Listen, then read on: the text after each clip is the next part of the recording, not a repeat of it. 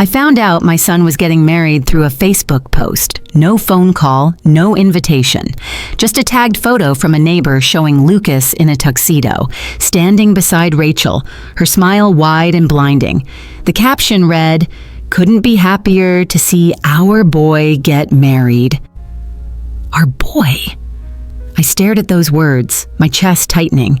In the photo, a woman stood beside Lucas, holding his arm like a proud mother. But it wasn't me. It was Catherine, Rachel's godmother, the woman who baked cookies at holidays and had a lake house.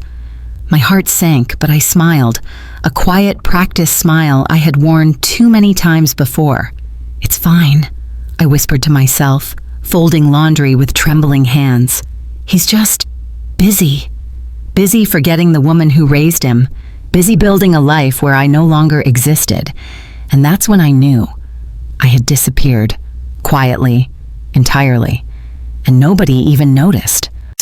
The first winter after James died was the coldest I'd ever known, not just in weather, but in the way the house fell silent without his laugh echoing in the hallway. Lucas was only 7, too young to understand grief, but old enough to feel the sharp absence of his father like a missing puzzle piece that no one could find under the couch. I remember wrapping him in my old red coat, the sleeves hanging past his fingers as we stood in line for food assistance. He never asked why we were there. He just squeezed my hand, cold and small, like he trusted I had everything under control. I didn't, but I pretended I did. I sold James's tools. I took on tutoring jobs after school. I even worked weekends at a bookstore, shelving novels I would never have time to read. Every cent went to groceries, heating, and saving for Lucas's college, because I was determined that boy would never feel poor, not in opportunity, not in pride. Sometimes I wonder if he even remembers those nights I stayed up sewing his Halloween costume by hand because we couldn't afford the store-bought ones. He wanted to be a dragon. I stitched green sequins onto a hoodie until my fingers blistered. At school, they laughed at how homemade it looked. But he came home and hugged me and said, "You're magic, Mom." It was the kind of moment that burrowed into my ribs and stayed there, a hidden warmth I kept alive through darker years. Because for a time, his love was loud and easy. He'd leave me sticky notes with drawings of smiley faces. He'd save me the last piece of toast. He once told his third-grade teacher that I was the smartest woman in the world, and maybe, for a little while, I believed him. But life crept in. Middle school came and he started closing his bedroom door. High school brought Rachel. She was polite, pretty, and ambitious. I liked her. At first. And then came the college years. Less phone calls, more distance. The boy who used to run into my arms began scheduling me into his calendar. Still, I kept waiting for a return, a circle to close, a moment where he'd say, "Thanks for everything, Mom." But that moment never came. Instead, I watched from afar as Catherine slowly stepped into the light I thought I'd earned. She was younger, cooler, easier to laugh with. She hadn't scrubbed vomit from his bed sheets at 3 a.m. or held his hand through night terrors. But she was there, fresh and unburdened. And in the end, that seemed to be all that mattered. Lucas never asked about the sacrifices. Maybe that's the way it works. When you give everything too quietly, people assume there was nothing to give. I never complained, never reminded him of the birthdays I skipped meals just to afford his cake, or the winter I wore 2 pairs of socks with holes because his boots had to come first. Love, I believed, shouldn't come with invoices. But sometimes, late at night, I would lie in bed and ask myself, if no one remembers what you gave, did it ever truly count? One spring, I stumbled upon an old camcorder tape labeled Fall Festival 1998. Curious, I dusted off the machine and pushed the cassette in.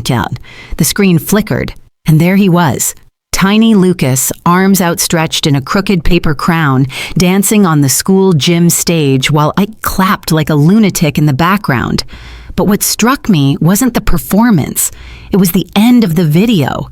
when Lucas ran straight past the other moms, straight into my arms. His voice, tiny and breathless, crackled through the static. "I saw you. I danced harder so you'd be proud." I clutched the tape to my chest and sobbed until I couldn't breathe. That moment had been real. That love had been real. He had loved me once, not out of obligation, but with the full, unfiltered heart of a child who believed his mother was the moon. So what changed? I could blame time. I could blame Rachel. But deep down, I feared the answer was simpler and more painful. Maybe I had loved him too invisibly. I never asked for credit. Never corrected him when he gave others praise for things I'd done. Never told Rachel it was me who'd written his college essay when he panicked 2 nights before the deadline. I let myself fade to background. And now, I was gone entirely. That night, I copied the video to a USB drive. I labeled it, "For When You Forget." I didn't know if he'd ever see it, but it made me feel like I still existed somewhere, somehow, and that maybe, just maybe, part of me still lived in his memory, even if he didn't say it out loud, even if he no longer remembered what it cost me to raise him whole. There's a closet in my house I rarely open. It holds boxes of things no one wants anymore. Old report cards, crayon drawings, a yellowed blanket with dinosaurs printed across the edges. Lucas called it Blanky Rex. He wouldn't sleep without it until he was 9. I've moved homes twice, but that blanket always came with me. One afternoon, feeling braver than usual, I sat on the floor and opened one of those boxes.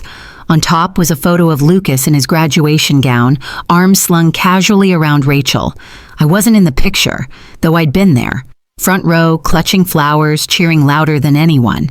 Beneath it, a faded envelope. My name in Lucas's childhood handwriting. "To Mom, open only when you're sad." I hesitated, then unfolded the note. The paper crackled like leaves in autumn. It read, "Dear Mom, if I ever forget to say thank you, please know I mean it every day. Love, your boy." I read it 3 times, each pass blurrier than the last. I wanted to believe he still meant it, that deep inside the man he'd become, that boy still lived.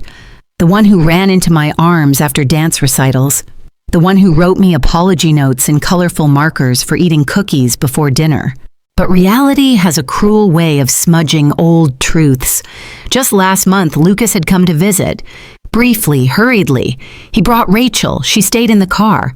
We talked about weather, about his work, about how he didn't have much time because they were looking at wedding venues that afternoon. "Sorry, Mom," he said as he glanced at his watch. "We'll do a longer visit soon." That visit never came. And I never told him I'd already seen the venue tagged in Rachel's Instagram story. A winery elegant and expensive. Catherine had commented, "Can't wait to walk my son down that aisle, sah." My son. I had stared at those words for 10 minutes, unable to blink. Catherine baked cookies. She decorated well. She told funny stories. But she didn't know the name of the stuffed giraffe Lucas slept with until he was 12. She didn't know he cried when his goldfish died, or that he once failed a math test and buried the paper under a tree because he thought grades could rot like bad fruit. No, that was me. That would always be me, even if the world chose to forget, even if he did. I used to believe that memory was enough. That even if people moved on, even if they didn't say thank you or remember the sacrifices, the simple act of remembering would keep love alive. But what happens when the remembering fades? When your name isn't mentioned, not even in passing, at your own son's most important milestones? It was a Wednesday when I received the news, not from Lucas, not even from Rachel, but from my neighbor, Anita. She had no ill intent. She simply smiled too wide and said, "Oh, Margaret, I saw Lucas is engaged. Rachel posted the most beautiful photos." I nodded, pretending to be surprised. Pretending I hadn't already seen it. Anita continued, "And guess what? Rachel's godmother is walking him down the aisle. Isn't that modern and sweet?" I laughed, not because it was funny, but because it was all I could do. That night, I sat at my kitchen table, the house quiet except for the faint hum of the refrigerator. I stared at my hands. These hands had changed diapers, packed lunches, wiped tears. These hands had held his feverish head through nights of worry. They had stitched seams, turned book pages, and clapped through every small victory of his life. And now they trembled over a cup of lukewarm tea, useless and forgotten. I poured the tea down the sink. Later, I opened my laptop and stared at an empty email draft. To Lucas. Subject, congratulations. But I didn't type a word. I just stared. What was I supposed to say? Congratulations on replacing me? Hope she walks better than I could? The cursor blinked like a heartbeat. I closed the laptop and walked to the closet. I pulled out Blanky Rex and wrapped it around my shoulders, even though it was far too small. I sat on the floor like I used to when Lucas had nightmares, rocking gently, humming the same lullaby I'd sung 100 times. Sleep, my baby, safe and warm. My voice cracked, but I kept going, because the truth was simple and unbearable. I wasn't invited to the wedding, not because I was forgotten, but because someone had taken my place, and Lucas had let her. The invitation never arrived. I waited, at first, because denial is a soft place to rest when truth feels like sandpaper. Each day, I'd check the mailbox, pretending I was there for coupons or gardening catalogs. But what I hoped to find was a cream-colored envelope, elegant and embossed, with my name written in Lucas's handwriting. It didn't come. 1 week before the wedding, Rachel posted a photo, a countdown board on the fridge, reading 6 days till I become Mrs. Whitmore. In the corner of the photo was a handwritten schedule. Catherine's name appeared 3 times. Mine, not once. I called Lucas. He answered, distracted. Hey, Mom, can I call you back? We're running errands for the wedding. I swallowed. Of course. I was just wondering, do you need help with anything? A pause. Then, Rachel's mom has it covered. Rachel's mom. He said it so casually as if the word didn't sting. I laughed. Light, practiced. Right, well, let me know if anything changes. He didn't call back. 2 days later, a different neighbor, Pam, knocked on my door. She held up her phone with a grin. Look who I ran into at the bridal boutique. It was a group selfie. Rachel, Lucas, Catherine, and the caption, dress fitting with family. Family. No seat at the table, no corner in the frame. Just erasure. I sat on my porch that night, watching the sun bleed into the mountains. My fingers ached from gripping the armrest too tightly. I imagined them, laughing, tasting cakes, picking centerpieces. I imagined Rachel calling Catherine Mom, and Lucas letting it slide, letting it stay. Letting her stay. And the worst part? I wasn't angry. Not in the way people think. I wasn't flipping tables or screaming into pillows. I was tired, worn thin by a lifetime of giving without asking for anything in return. But something changed in me that night. A quiet shift. I wouldn't beg to be included. I wouldn't compete for a seat that should have always been mine. Instead, I made a list. I started with cancel newspaper delivery, suspend landline, sell piano, and at the bottom, I wrote in careful print, disappear, not out of spite, not out of drama, but because ghosts don't haunt the living. They simply leave the room. The morning of the wedding came with an eerie silence. No calls, no texts, no last-minute nerves from Lucas. Just the slow, mechanical tick of the clock in my kitchen, each second dragging across my skin like dull razors. I brewed coffee, out of habit more than desire, and sat by the window. I imagined the flurry at the venue, the flowers arriving, the chairs being aligned in perfect rows, Rachel posing for photos with soft-lit filters and champagne in hand, and Catherine adjusting Lucas's tie, kissing his cheek. I didn't cry. Instead, I reached for the memory box once more. Tucked beneath a stack of preschool drawings was a tiny velvet box. Inside, a pair of cufflinks, James's, from our wedding day. Silver, simple, engraved with his initials. I had planned to give them to Lucas when he got married, but I wasn't there to place them in his palm. I wondered if Catherine had bought him new ones. My phone buzzed once. A photo from Anita. The image loaded slowly. It was a snapshot of Lucas and Rachel at the altar. framed beneath a trellis of white roses. Catherine stood beside them, her hand looped proudly through Lucas's arm. The caption read, "The perfect day with the perfect family." There it was again, that word, family. A word that used to mean late nights with spelling homework, scraped knees, macaroni art hung on the fridge. A word that once meant me. I closed the photo and stood up. I couldn't stay in this house. Not today. Not among the ghosts of birthday parties and bedtime stories. Not while someone else stepped into the space I'd bled for. So I packed a small bag, just enough for the weekend. No note, no explanation. I drove for hours through winding back roads and unfamiliar towns until the mountains swallowed the horizon and cell service vanished. I found a modest motel nestled beside a lake.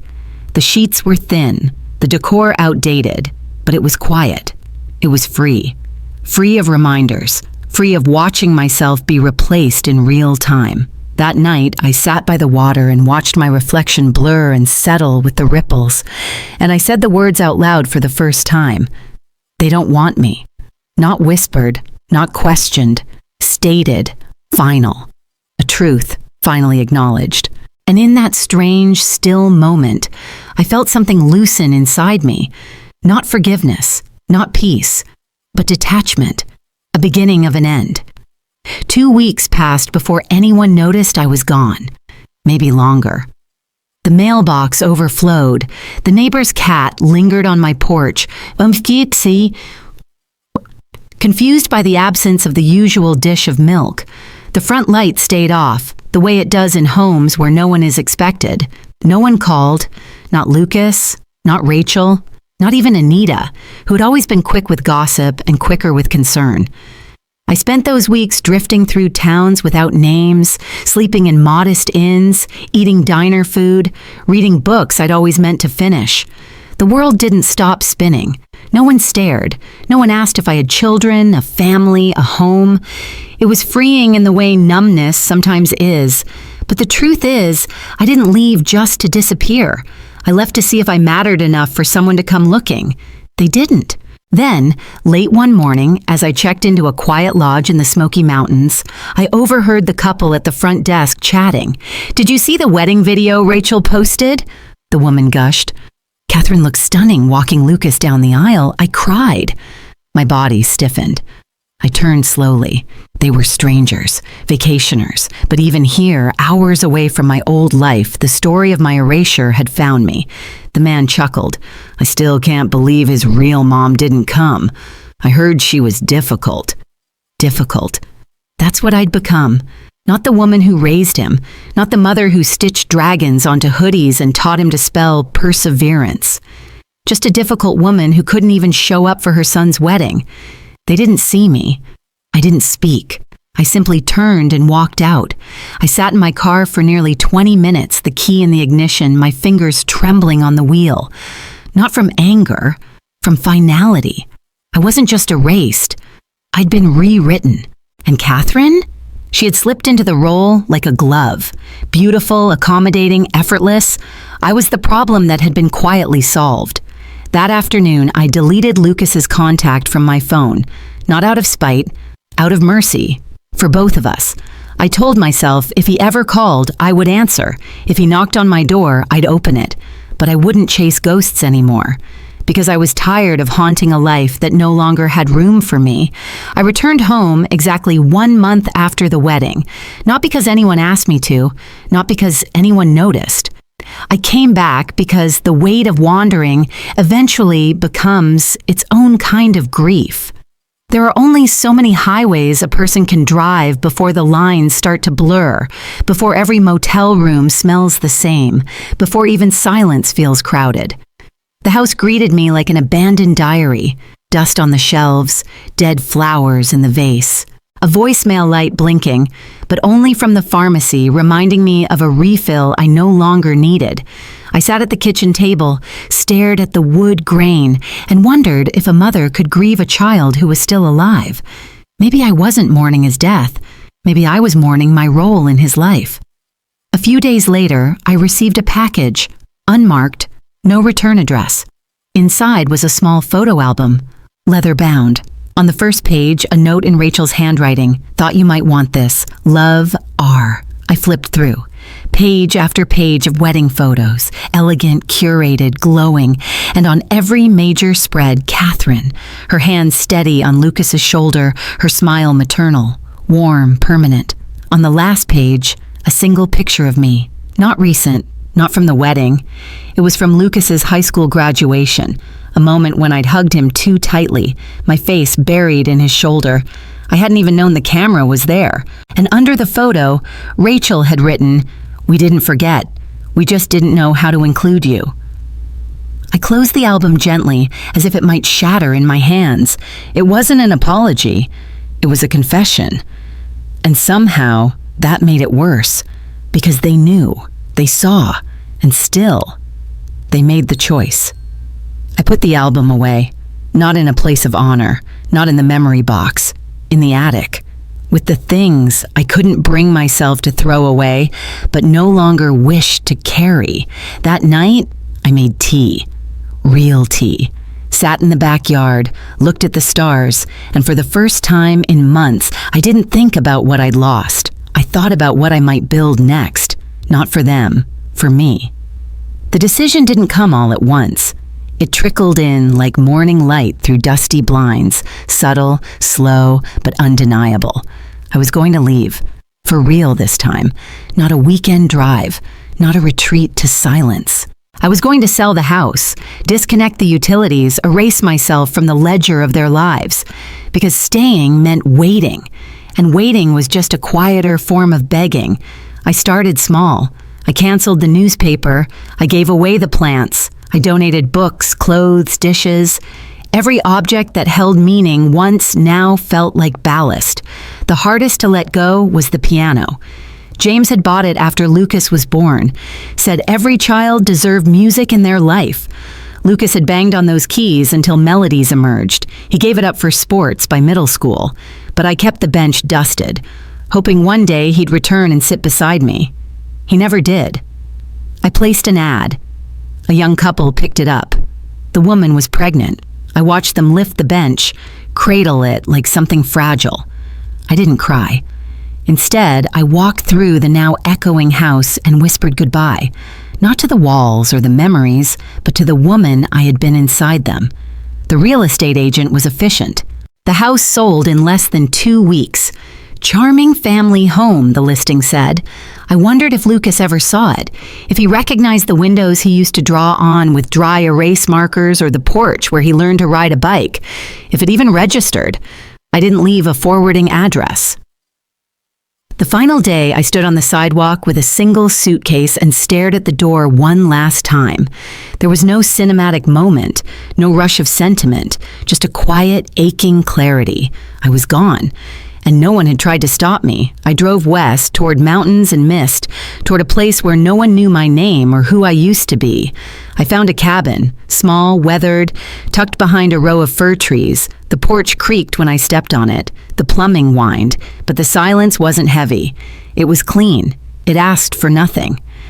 I unpacked the suitcase, placed one photo by the bed, Lucas as a toddler sitting in my lap, his arms flung around my neck. And then I sat on the porch, stared at the pine trees, and let the stillness take root. I was no longer Margaret, the mother of the groom. I was just Margaret. And for now, that was enough. The cabin became a rhythm. Mornings began with coffee brewed slowly on an old stove, the kind that hissed and sighed like it was alive. I'd sit on the porch in my robe, wrapped in the chill of early fog, watching squirrels dart between branches like children at recess. There was a peace to it, a peace I hadn't known I was missing. I started walking again, not for exercise, but for thought. The trails behind the cabin wound like memory, twisting, rising, falling without warning. I let them guide me wherever they pleased. Some days I came home with pine needles in my hair. Other days with stories I whispered to the trees because no one else would listen. It was a strange, holy kind of loneliness, the kind that doesn't ache, the kind that lets you hear yourself think. I brought with me a few books, a journal, and an old typewriter I hadn't touched since my college days. On a whim, I began to type. Not letters, not essays, but memories. Not for Lucas, not for reconciliation, but for me, to remember who I'd been before titles, before sacrifice, before I became background noise in my own story. One afternoon, while dusting shelves I'd left mostly bare, I found something I hadn't meant to bring, a spare key to my old house. I turned it over in my palm, its teeth still sharp, still familiar, and for the briefest moment an image flashed. Rachel unpacking wedding gifts in the kitchen I once painted sea foam green, Lucas laughing in the living room where James had died, Catherine sipping tea on my porch swing, my home, my life, taken, inhabited, renamed. The key felt like a ghost. That night, I tucked it inside a mason jar and buried it beneath the old maple tree behind the cabin, a symbolic burial maybe. Or just my way of saying, you can't unlock a place that doesn't belong to you anymore. A week later, I walked into town and bought a small wooden sign from a local artisan. I carved one word into it: begin. I nailed it to the porch beam. It wasn't a declaration, it was a reminder. I wasn't running anymore. I was rewriting. Word of mouth travels differently in small towns. It doesn't shout, it hums like wind through pine needles. A neighbor mentions something to the grocer who tells the librarian who passes it on to the postman. That's how, within a month, people began to know about the quiet woman in the cabin who baked too much banana bread and always left one chair empty on her porch. No one pried. No one asked where I came from. They just accepted that I was here now. I began volunteering at the local library twice a week. Children would gather around for story hour, their eyes wide and legs tangled beneath them as I read fairy tales with too much drama in my voice. I brought in cookies once, and after that they called me Miss Maggie, even though I never asked them to. It felt strange at first, being seen without history, being liked for who I was, not who I used to be. One Tuesday, while shelving books, I noticed a familiar last name scrawled on a new patron card: Whitmore. My breath caught. I turned, expecting to see Lucas, but instead a young woman, early 30s, dark curls, curious eyes, smiled at me. "I'm Emily," she said. "Moved here last week. My husband's grandmother was a Whitmore, I think. Distant cousin, maybe? Not family. Not my family, at least." Still, the name echoed. I nodded, offered a welcome, and forced myself to smile. But that evening, the air in the cabin felt heavier, the shadows longer. What if Lucas had been that close?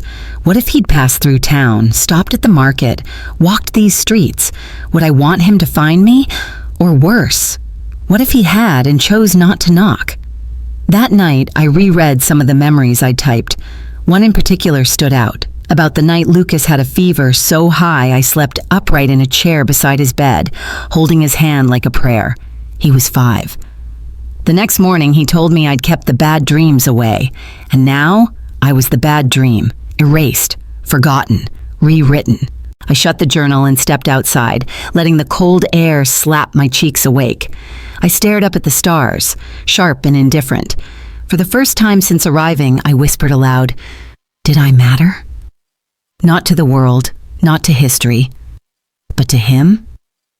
There was no answer, only wind. It happened on a Sunday. I had driven down into town for the farmer's market, picking up apples and a jar of local honey. The air was crisp, carrying the scent of cinnamon and fallen leaves. As I walked past the bakery stall, a voice behind me said, "You dropped this." I turned, expecting a stranger, and he was, but only for a moment. Lucas stood there, older than I remembered, his hair shorter, his face more angular. He held out a scarf I hadn't realized I'd let slip. I froze. He didn't. "Mom," he said, almost like a question. I couldn't speak, couldn't breathe. I didn't know you were here," he continued, voice tight. We thought..." "You thought what?" I wanted to ask. That I disappeared? That I died? That I didn't care enough to show up? But all I said was, "I like the apples here." He looked down, a flicker of shame behind his eyes. Rachel saw a post from the library. She recognized the handwriting on the story display board. Of course. my loopy cursive. Years of teacher's scripts etched into every letter. I didn't know whether to feel angry or flattered. "She thought it might be you," he said. I wasn't sure. "I wasn't hiding," I replied. It wasn't true, but it wasn't a lie either. There was a pause, heavy, awkward. Then, I wanted to talk. I nodded. "Not here." We walked to a bench tucked behind the old church, where the street noise faded into birdsong. He sat like he used to when he got in trouble, shoulders tight, knees bouncing. "I don't know how to explain what happened," he said. "I wasn't trying to hurt you." "But you did." The words landed with more quiet than force, like truth, simple and heavy. I was overwhelmed. Rachel wanted to simplify things. Catherine helped with planning, and I thought that I'd complicate it? He flinched. "I didn't think you'd care that much." And there it was, the real wound. "You didn't think I'd care," I repeated, more to myself. "I was wrong," he whispered. Yes, he was. But apology wasn't enough, not anymore. He looked at me, eyes wet. "Can I come see you sometime?" I didn't answer right away. I watched a leaf fall between us, then another. "I don't know," I said honestly. He nodded, and when he stood to leave, I let him walk away, because this time the leaving was mine to give. After Lucas left, the town felt different, not colder, just quieter, as if the trees themselves were waiting to see what I'd do next. But I didn't rush to an answer. I let the days unfold the way they always had, slowly, simply, with intention. I returned to my routine, morning coffee, library shifts, evening walks along the ridge. Only now, I carried a new weight, not the grief of absence, but the heaviness of being remembered too late. One afternoon, I passed a small cafe tucked between the antique store and a barber shop. A handwritten sign in the window read, "Help wanted, part-time." I hesitated, then stepped inside. The owner, a woman named Nora, hired me after one conversation. "You've got kind eyes," she said, pouring me a cup of tea, "and kind hands. That's what matters in this business." The work was steady, scooping muffins, wiping tables, learning the quirks of the espresso machine. But it gave me something more than money. It gave me presence. People started recognizing me. "You're the story lady," children would say, or "You made the good scones last Tuesday," whispered like secrets. I became part of something again, and then one day a little girl with wild curls and a chocolate-smeared face pointed at me and said, "Grandma?" Her mother laughed. "No, sweetie, that's Miss Maggie." But the girl wouldn't let go of my hand. She asked if I had cookies at home, if I liked lullabies, if I knew how to braid hair. I did. I knew all of that. We became friends. Her name was Lily. She came in every Thursday with her grandmother, a polite, well-dressed woman who read romance novels and ordered decaf. One day, as I brought their drinks, I heard the woman say her name, Catherine. I nearly dropped the tray. It was her, older now but unmistakable, and she didn't recognize me, not even a flicker. She took her latte with a smile and complimented the cinnamon twist I'd baked. "Better than the ones in Nashville," and she said. I stood there for a second too long. Lily tugged my apron. "She's nice," she whispered. "But you're nicer." I blinked, nodded, and returned to the counter. Later that night, I stood in front of the mirror and looked at myself, not searching for youth or beauty, but for proof that I still existed, that the years hadn't erased me entirely. I found it in my eyes, in the lines around my mouth, in the way my hands moved without shaking. I was still here. Maybe I'd never left. I began seeing her every Thursday. Catherine, always poised, always polished, sitting with Lily like the picture of grandmotherly grace. She'd wave at me politely, tip well, ask about the weather. But never, not once, did she seem to know who I was, and I began to wonder if she ever truly had. It would have been easy to confront her, to say, "I'm Lucas's mother, the one you replaced," to ask her if she'd felt anything, guilt, hesitation, even curiosity, while walking my son down the aisle. But I didn't. because by then, I had learned something far more powerful than confrontation. I had learned the strength of presence. I watched her fumble with Lily's shoelaces, struggle to cut her sandwich, tell stories that didn't hold Lily's attention, and I realized she wasn't a villain. She was just a woman playing a role that had never belonged to her. One Thursday, Lily came in without Catherine. She ran to me, eyes wide. "She's sick," she whispered. "Mommy says she might not get better." I knelt down. "Do you want to make her something?" Lily nodded. We spent the afternoon baking heart-shaped cookies and drawing lopsided rainbows on cardstock. I wrote a note in careful print, "From Lily and Miss Maggie." The next day, I delivered it to the address Lily had recited from memory, a modest house near the edge of town. I knocked. Rachel opened the door. We stared at each other, two women holding the weight of years between them. She looked older, tired. Her hair was pulled back too tightly, her eyes rimmed in fatigue. "Maggie," she said, barely above a whisper. "I didn't come to talk," I said gently. "Just brought something for Catherine." She took the bag, eyes flicking down to the note, the cookies, the little rainbow. "She's in bed," Rachel said. "She'll like this." I nodded, turned to leave. But then, her voice quiet. "Lucas doesn't know I found you." I paused. "He still thinks you don't want to be found." I turned back. "Then he never really knew me." Rachel winced. "He's trying, just slowly." I gave a half smile. "Tell him I said thank you, for the silence. It gave me time to remember who I was." She opened her mouth, maybe to apologize, maybe to explain, but I didn't stay to hear it. Some things don't need revisiting. Some goodbyes are meant to be permanent. A week passed. Then two. No word from Rachel. No note from Lucas. But every Thursday, Lily still came.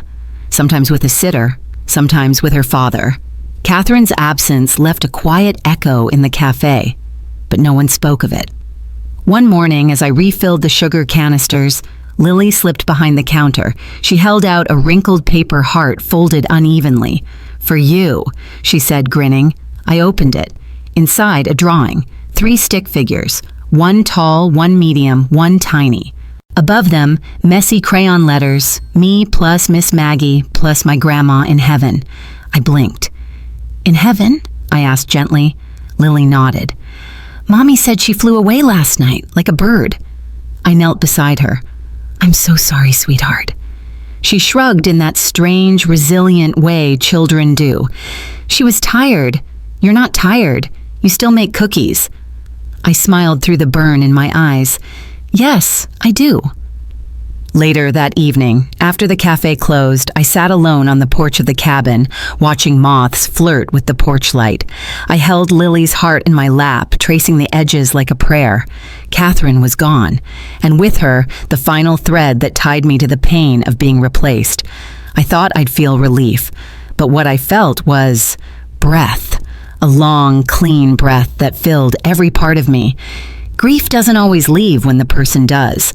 Sometimes it lingers, waiting for permission to go, and in that moment, I gave it mine. I walked into the cabin, pulled out the US drive, the one labeled for when you forget.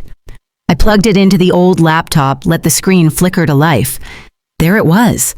Lucas, age 6, dancing in a paper crown, my laugh in the background, my voice cheering, and then that little boy running straight toward me. "I danced harder so you'd be proud." Tears came, but they didn't break me. They built me, because now I could see it clearly. There had been love, real, raw, irreplaceable. Maybe it had faded, maybe it had been buried, but it had existed, and no one, not time, not Rachel, not Catherine, could rewrite that truth. I closed the laptop, stood up, and looked in the mirror above the mantel. "You were enough," I said to my reflection, not a whisper, a declaration. The next Sunday brought wind, not the soft rustling kind, but sharp, deliberate gusts that rattled window panes and pulled at roof shingles like fingers trying to peel back time. I stood in the cabin's kitchen, hands wrapped around a chipped mug, watching leaves dance like confetti in morning. A knock startled me, soft, hesitant. I opened the door. Lucas, hair tousled, jacket unzipped, eyes bloodshot, not from tears, but from the kind of sleeplessness that gnaws at the soul. He didn't speak right away, just held out something, wrapped in linen. I took it carefully. Inside, the pair of silver cufflinks. James's. I stared. "I found them," he said, voice hoarse. "Rachel said they were yours. From Dad." I nodded slowly. "They were meant for you." "I didn't know that." "You didn't ask." He flinched. "I didn't know how." The wind howled behind him, pulling at his coat. But he didn't move, just stood there holding the weight of 1,000 silent years. "I came to say I'm sorry," he said. "Not for missing your calls, not for the wedding, for forgetting who you are." That hit harder than anything else. Not for what he did, but for forgetting who I was. I stepped aside. He entered slowly, like a child again. The cabin smelled of cinnamon and old wood. He looked around, noting the photos, the knitted blanket, the tiny wooden sign by the door. "Begin." "I like that," he murmured. "It's not for guests." He smiled, wry, guilty. "Fair." We sat at the small table. I poured him tea. He looked older, not just in age, but in a way that time and regret carve into people. He pulled out a folded piece of paper and set it between us. "I wrote you something," he said, "in case you didn't want to talk." I didn't touch it. Not yet. Instead, I asked, "Why now?" He swallowed. "Because Catherine's gone. And because I thought losing her would feel like losing a mother." "And did it?" He hesitated. "No, it felt like losing a kind woman, a good woman, but not you." That truth settled between us like dust. Finally, I picked up the letter, didn't read it, just held it. "I don't know if I'm ready," I said. "I know," he replied, and this time, when he left, he didn't ask when I'd call. He just looked back once, nodded, and walked into the wind. Not forgiven, but not forgotten. And somehow, that was a beginning, too. Spring came to the mountains with quiet persistence. Patches of snow melted into earth, wildflowers pushed through the thawed soil, and the cabin filled with birdsong instead of silence. But even as the season shifted, something inside me held still, like the pause between breaths. I kept the letter on the mantel, unopened, not out of spite, but because I needed to live a while longer without answers. I needed to know who I was without the weight of his words. Every Sunday I baked. It started as a way to pass time. Cinnamon scones, lemon cake, blueberry bars. Eventually, townsfolk caught on. They stopped by the cafe asking, "Is this a Miss Maggie day?" And when it was, they stayed longer, smiled wider. I wasn't just someone now. I was someone again. But Lucas didn't return, and I didn't expect him to. Healing isn't a revolving door. It doesn't swing every time guilt knocks. One Saturday morning, Nora from the cafe walked in holding a letter. "Someone left this for you." It was in Rachel's handwriting. I opened it on the porch. "Maggie, I don't know how to thank you. For Lily, for the cookies, for not screaming when you should have, Sissy. Catherine loved you in her way. She admired you more than she ever said. She once told me, 'That woman raised a man. All I did was dress him for the ceremony.' I wish you'd heard it from her, but maybe now you have. R." I read it twice. Then I wept. Not for Catherine, not for the wedding, not even for the missed years, but because someone finally said it. I raised a man. I made something whole. That afternoon, I walked to the ridge and buried James's cufflinks beneath a pine tree, not in bitterness, in release. The past, I realized, is not a place to return. It's soil, and we choose what grows from it. As the wind stirred the grass, I whispered, "This is not where it ends."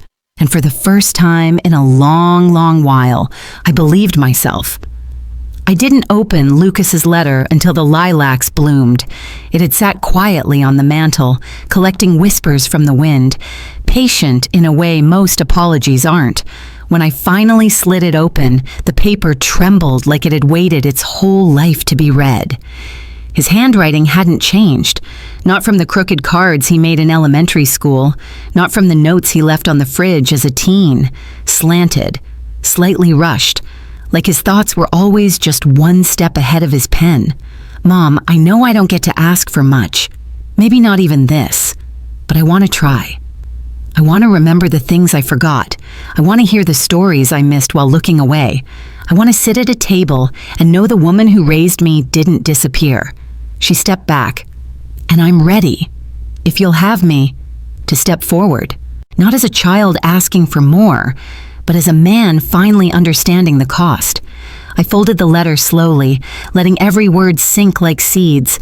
Not all soil is ready when the seed arrives, but this one was. The next Thursday, Lily came bounding into the cafe. "Miss Maggie, Mommy said we're going to visit a mountain." "Oh, really?" I smiled. "Which one?" "The one where you live." I raised an eyebrow. "Does your mommy know that?" "She does now," Rachel said behind her, her voice calm. "If that's okay." I glanced toward the back where I kept a basket of fresh snickerdoodles. "Only if you both like cookies." Lily gasped. "Yes!" Rachel smiled. "Lucas is parking the car." Something inside me stirred, warm, hesitant, unsure. I stepped outside just as his car pulled up. He climbed out, slower this time, not rushing, not hiding. He saw me and didn't flinch. "Hey, Mom," he said. I didn't answer right away. Then, "I saved you one scone, but it's a little burnt." He grinned, just like old times. And just like that, no dramatic hug, no teary music, we walked back toward the cafe. Not to fix everything, just to begin again. Lucas visited every Thursday after that. At first, he came with Rachel and Lily, sitting quietly at the corner table while Lily colored and Rachel chatted about books or new muffin flavors. But eventually, he began coming alone, sometimes just for coffee, sometimes to help me fix the creaky porch swing. We didn't rehash the past. We didn't dissect the wedding or Catherine's choices. That part of our story had already been written, and no edit could make it less painful. Instead, we talked about now. He told me about his work, the part I never quite understood, something with software and teams in multiple time zones. He told me about Rachel's garden, about Lily's love for astronomy, about how he'd learned to cook after years of leaning on takeout and guilt. In return, I told him about the town, the local music nights, the neighbor who kept chickens but no fence, the quiet man who loaned me mystery novels and never smiled unless you mentioned dogs. One afternoon, he brought an old photo album. "I thought maybe we could go through it," he said, placing it on the table like something sacred. I hesitated, fingers hovering above the worn leather cover. Then I opened it. There we were, his first Halloween as a lion cub, his 8th birthday at the bowling alley, his crooked science project volcano erupting too early. There was one photo I hadn't seen in decades. Me sitting on the living room floor, hair in a messy bun, Lucas asleep against my chest, his cheeks smudged with frosting. "I don't remember this," he murmured. "I do," I said softly. "It was the first time you called me your best friend." He looked up, tears quiet in his eyes. "You were. I still can be," I said, "but not as before. We don't go backward, Lucas." He nodded. "I know, this is enough." And somehow, it was. That night, after he left, I sat on the porch swing and let it sway in the breeze he had helped repair. The sky above was wide and scattered with stars. Somewhere in town, a wind chime played a song I didn't know. And I realized love doesn't always look like a parade. Sometimes it's a Thursday afternoon with coffee and photo albums, and a man learning how to be a son again. We had both lost something. But here, in the quiet of new beginnings, we had also found something else, a version of us worth keeping. Summer in the mountains has a way of softening everything. The mornings came earlier, dressed in golden light, the cafe filled with travelers and familiar faces alike, and laughter began to stitch itself into the corners of my days. I didn't notice the exact moment the ache faded. It left quietly, the way pain sometimes does when it realizes it's no longer welcome. Lucas started staying longer. Sometimes he'd walk with me after closing time, past the ridge where wildflowers blanketed the ground like confetti. He listened more now, really listened, his phone always in his pocket, his eyes steady. "I used to think love was loud," he said one evening. "Big gestures, proposals, parties." "It can be," I replied, "but the love that lasts is usually quieter." He nodded. "Like scones on Thursdays." "Exactly." Lily came in with a new drawing that week. 3 stick figures again, this time all smiling. The word family scrawled above in rainbow crayon. She pointed at each one. "That's Mommy, that's Daddy, and that's you." I tilted my head. "I'm the one with the apron?" She giggled. "No, you're the one with the heart." I blinked hard. "Of course I am." Rachel, standing nearby, didn't say anything. She just squeezed my hand before taking Lily's and heading out. Later, Lucas returned. "I've been thinking," he said, sliding into the booth. "Oh dear," he chuckled. "I want to start a tradition. Just us. Something that doesn't come with baggage." I raised an eyebrow. "Like what?" He pulled out 2 sketchbooks. "You sketch your memories. I'll sketch mine. Every month we meet and compare." "I don't draw." "You do now." I laughed, a full, deep laugh I hadn't heard in myself in years. And that's how it began. Sundays with sketchbooks. One month, I drew a crooked cabin and labeled it Sanctuary. He drew a tiny kitchen and wrote Mom's muffins. His lines were terrible. Mine were worse. But every page held something real. Something we could never lose again. We didn't talk about forgiveness anymore. We didn't need to. We had moved beyond that. To something quieter, more honest, not the rebuilding of what was, but the slow and sacred construction of what could be. And this time, we were both architects. No one leading, no one left behind, just a son and his mother, learning the shape of each other again. Autumn returned like an old friend, with cool mornings, amber trees, and the scent of cider drifting through the town. The cabin creaked differently in fall, like it was settling into itself after a long year of holding me. One Sunday, Lucas arrived with a large envelope. "It's not an apology," he said before I could ask. "It's a gift, or maybe a confession." Inside was a manuscript. Pages and pages typed in clean, careful lines. The title, "The Quiet Places Where Mothers Wait." He watched me, nervous. "It's your story, or my version of it. I pieced it together from what you've shared, what I've remembered, what I finally allowed myself to see." I touched the cover. "You wrote this?" "With Rachel's help, and a few late-night phone calls to Anita. I wanted to honor you. Not just as a mother, but as a woman who stayed, even when no one came looking." I didn't speak. My throat was too full. He looked down, voice soft. "I'd like to publish it, if you'll let me." It wasn't just paper in my hands, it was acknowledgement. Legacy, a bridge from who I was to who I had become. "You think people will care?" I whispered. "I do," he said, "because stories like yours, they save people." We didn't cry. Instead, we baked. The oven warmed the cabin, and as cinnamon filled the air, I thought of every version of me who had stood in this kitchen. Mourning, healing, rebuilding, each one still alive in some way. Lucas read a chapter aloud while I kneaded dough. His voice wavered when he reached the part about the wedding, the day I was replaced. I touched his arm. "It's okay," I said. "No," he replied. "It wasn't." And that's the difference now. We didn't pretend anymore. We let the truth sit beside us like an old friend. Uncomfortable, but necessary. Later that evening, I walked him to the car. He hugged me longer than usual. When he let go, he looked me in the eye. "Thank you for not staying lost," he said. I smiled. "Thank you for learning how to find." He drove off down the winding path, headlights fading into the trees.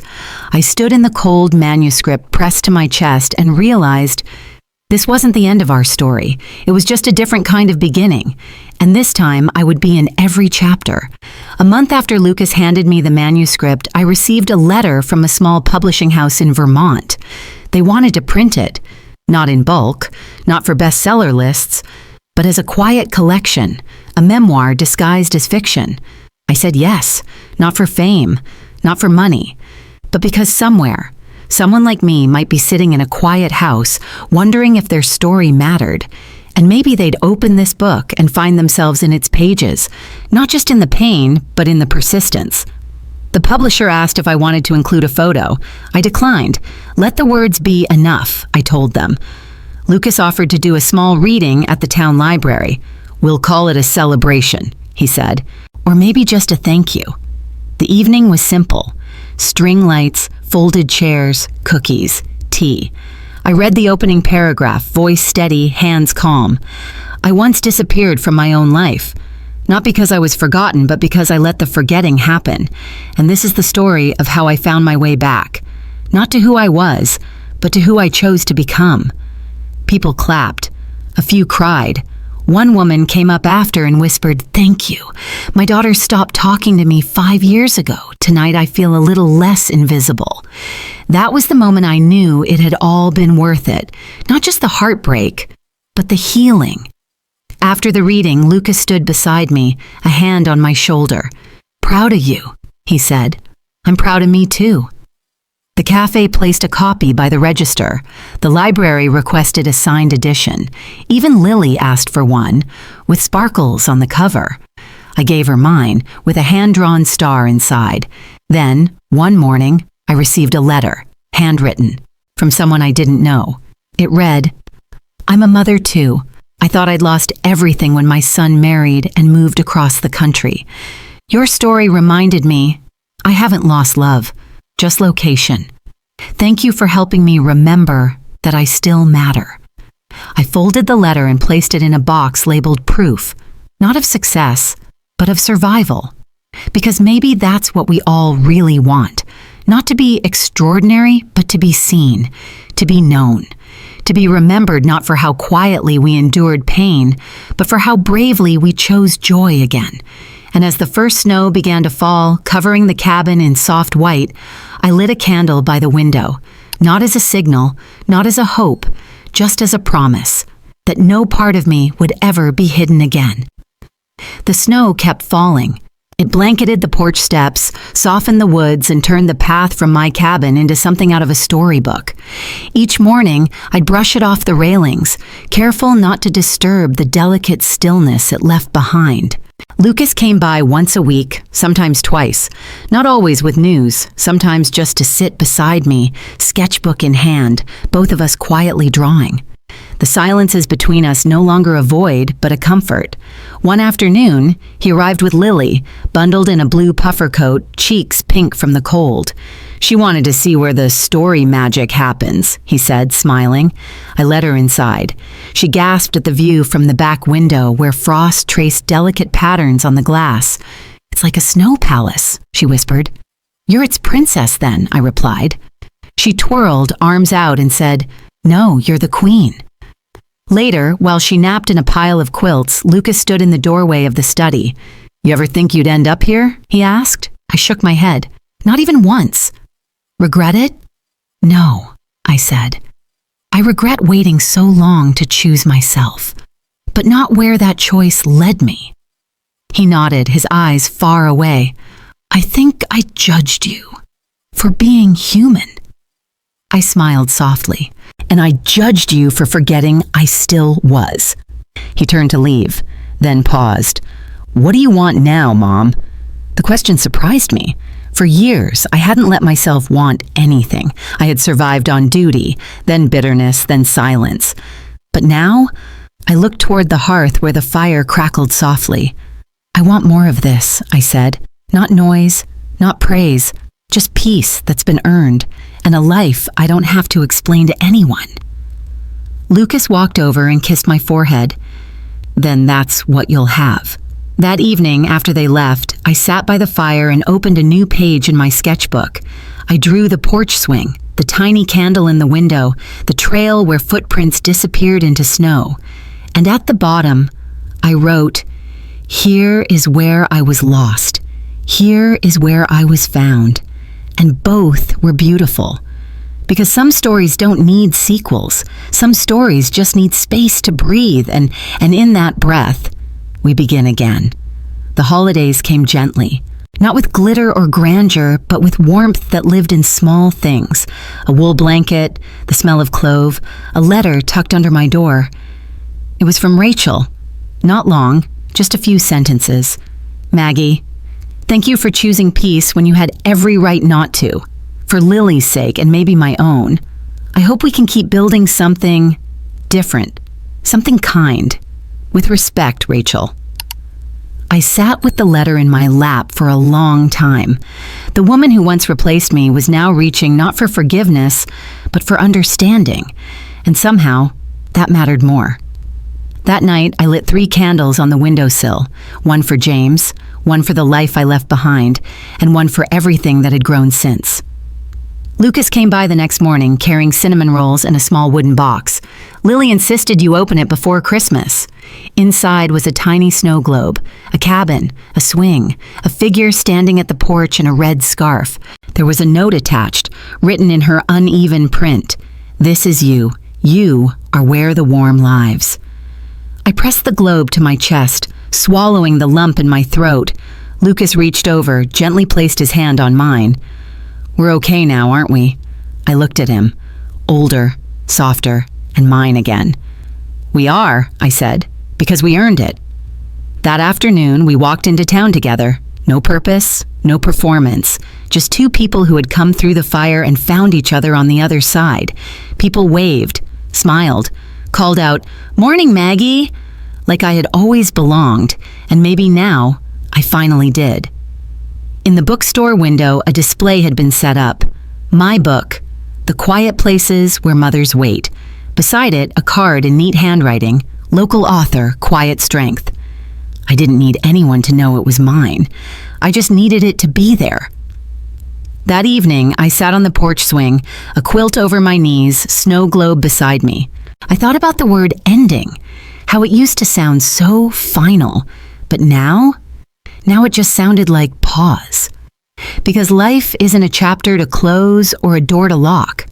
It's a story that bends, twists, mends, and sometimes, if we're lucky, it even begins again.